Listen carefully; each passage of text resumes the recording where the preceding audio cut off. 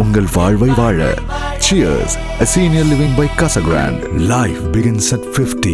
பத்திரிகையாளர்கள் அனைவருக்கும் வணக்கம். தமிழக பாரதிய ஜனதா கட்சியின் சார்பாக எங்களுடைய தலைவர் மரியாதைக்குரிய அண்ணன் நயினார் நாகேந்திரன் அவர்கள் தமிழகம் முழுவதும் திராவிட முன்னேற்ற கழகத்தினுடைய ஆட்சியை அகற்ற வேண்டும் என்பதற்காக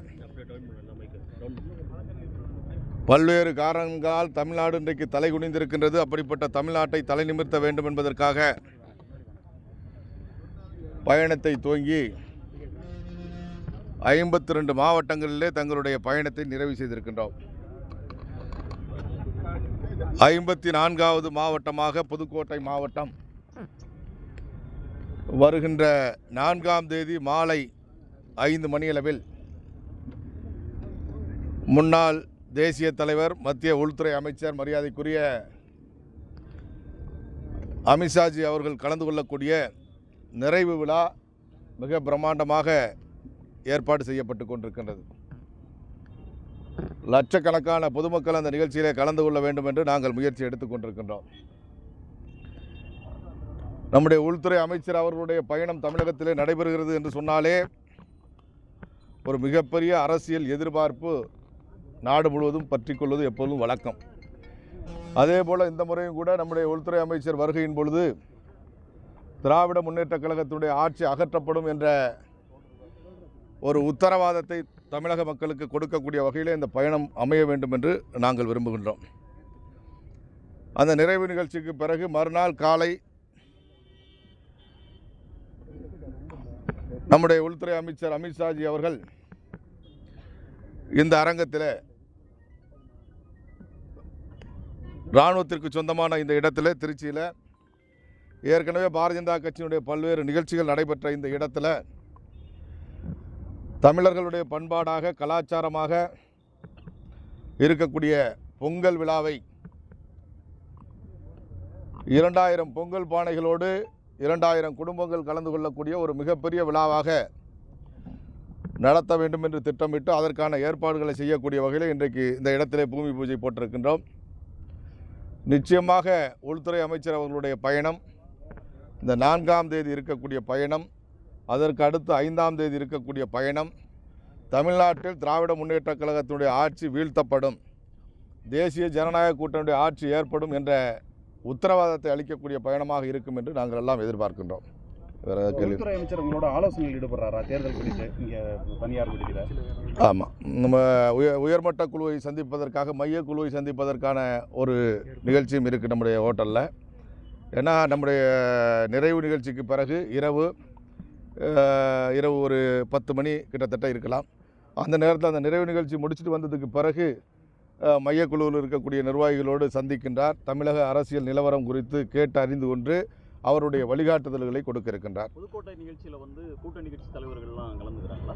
இல்லை, அதே நாளில் நம்முடைய தேதி மாற்றி கொடுத்திருந்தால் நம்முடைய முன்னாள் முதலமைச்சர் கலந்து கொள்வதற்கான வாய்ப்பு இருந்தது. என்னென்னு சொன்னால் அன்றைக்கு சேலத்தில் அவருக்கான சுற்றுப்பயணம் அமைக்கப்பட்டிருக்கின்ற காரணத்தினால நம்முடைய உள்துறை அமைச்சரும் அதே நாளில் இங்கே பயணம் செய்ய இருக்கின்ற காரணத்தினால அதுக்கு பிறகு நாங்களும் தேதி மாற்ற முடியலை, முயற்சி பண்ணோம். அதனால் இந்த நிகழ்ச்சியை பொறுத்த வரைக்கும் பாரதிய ஜனதா கட்சியினுடைய நிகழ்ச்சியாகத்தான் இருக்கும். அதற்கு பிறகு இப்போ நாங்கள் சில மாவட்டங்கள் முடிக்காமல் இருக்கிறோம், யாத்திரை முடிக்காமல் இருக்கிறோம். யாத்திரை நிறைவு பண்ணிடுறோம். இதோட சில மாவட்டங்கள் முடியாமல் இருக்கக்கூடிய மாவட்டங்களுக்கு பிறகு பொதுக்கூட்டங்களாக நடத்தலாம் அப்படின்னு சொல்லி நாங்கள் திட்டமிட்டிருக்கோம். அதேமாதிரி அண்ணன் எடப்பாடி பழனிசாமி அவருடைய யாத்திரையும் நிறைவு செய்யப்பட்டதற்கு பிறகு தேசிய ஜனநாயக கூட்டணியுடைய கூட்டம் மிகப்பெரிய அளவில் நடத்தப்படுவதற்கான ஏற்பாடுகளை செய்யலாம் என்று நாங்கள் நினைக்கிறோம். என்னதான் முயற்சிகள் பண்ணிட்டு இருந்தாலும் திமுகவும் அந்த கூட்டணி கட்சி தலைவர்களும் தமிழ்நாட்டில் தாமரையை கால் உணவை விடமாட்டோம்னு சொல்லிட்டே இருக்காங்களா, அதை எப்படி எதிர்கொள்ள புரியுது? தமிழ்நாட்டில் கால் ஒன்றும் விடமாட்டோம் என்று சொல்லக்கூடிய பாரதிய ஜனதா கட்சியை பார்த்து தான் இன்றைக்கு திராவிட முன்னேற்ற கழகத்தில் இருக்கக்கூடிய அத்தனை பேருக்கும் அச்சம் இருந்து கொண்டிருக்கிறது. பாரதிய ஜனதா கட்சி என்ன செய்ய போகின்றது, என்ன திட்டத்தை வகுத்திருக்கின்றார்கள் என்ற அச்சத்தோடு முதல்வருக்கு இன்றைக்கி தூக்கம் இல்லாமல் இருக்கார். என்ன பண்ண போகிறாங்களோ, எப்படி பண்ண போகிறாங்களோ, நம்ம எப்படி சமாளிக்க போகிறோம், தமிழ்நாட்டில் நம்மளால் மீண்டும் ஆட்சிக்கு வர முடியாது போல இருக்க அப்படிங்கிற அச்சம் பாரதிய ஜனதா கட்சியை பார்த்து ஏற்பட்டிருக்கு. அதிமுகவை பார்த்து ஏற்பட்டிருக்கு. அப்படின்னாலும் கூட அதிமுகவினுடைய சுற்றுப்பயணம், முன்னாள் முதலமைச்சருடைய சுற்றுப்பயணம், அதில் இருக்கக்கூடிய எழுச்சி, அதில் இருக்கக்கூடிய வரவேற்பு, அதேமாரி பாரதிய ஜனதா கட்சியினுடைய தலைவர் மரியாதைக்குரிய அண்ணன் நயினார் நாகேந்திரன் அவர்களுடைய சுற்றுப்பயணத்திற்கு தினசரி அதிகரித்து கொண்டிருக்கக்கூடிய மக்கள் கூட்டம் வரவேற்பு, இதை பார்த்து ஒரு பக்கம் பயம் இருந்தாலும் கூட பாரதிய ஜனதா கட்சி என்ன திட்டத்தை வகுத்திருக்கின்றார்கள். பாரதிய ஜனதா கட்சி ஒரு மாநிலத்தில் ஆட்சி மாற்றத்தை ஏற்படுத்திவிட வேண்டும் என்று சொன்னால் அரசியல் வியூகம் வகுப்பதிலே பாரதிய ஜனதா கட்சிக்கு இணையாக எந்த கட்சியும் சொல்ல முடியாது. நிச்சயமாக அதேமாதிரி எப்படி பீகாரில் ஒரு சூழ்நிலை ஏற்பட்டதோ, அதே மாதிரி மற்ற மாநிலங்கள்லாம் எப்படிப்பட்ட ஒரு வெற்றி பாரதிய ஜனதா கட்சி பெற்றுக்கொண்டிருக்கிறதோ, அதே போல் தேசிய ஜனநாயக கூட்டணி கண்டிப்பாக திராவிட முன்னேற்றக் கழகத்தை இந்த தேர்தலில் வீழ்த்துவோம். அதற்கு பிறகு திராவிட முன்னேற்றக் கழகம் என்ற இயக்கம் தமிழகத்தில் இல்லை என்ற சூழ்நிலையை நாங்கள் உருவாக்குவோம்.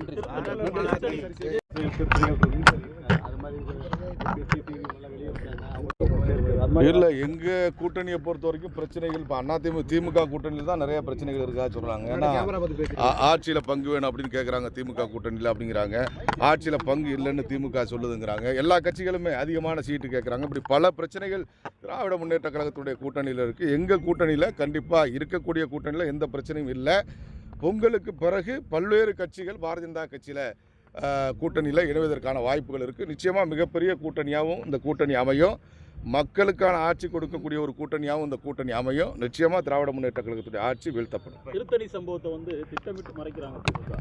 போலீஸ் அதிகாரிகளை வச்சு போதையே இல்லை அப்படின்னு சொல்லி சொல்றாங்களா? உங்களுக்கு ஒரு பிரச்சனை மக்கள் மத்தியில் அவங்கள்ட்ட ஒரு விழிப்புணர்வை ஏற்படுத்த ஆரம்பிக்குது அப்படின்னு சொன்னால் உடனடியாக அதுக்கு மாற்றாக ஒரு பிரச்சனையை கிளப்புறது திராவிட முன்னேற்ற கழகத்துடைய வழக்கம்.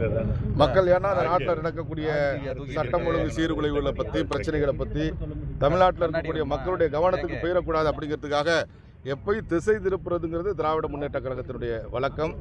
என்ன திசை திருப்பல்களை திராவிட முன்னேற்ற கழகம் மேற்கொண்டாலும் கூட இன்றைக்கி மக்கள் விழிப்போடு இருக்காங்க. தினசரி நடக்கக்கூடிய நிகழ்வுகள் அத்தனையும் மக்கள்கிட்ட போய் சேர்ந்துக்கிட்டு இருக்கு. அதனால் நிச்சயமாக 2026 மாற்றம் வரும்.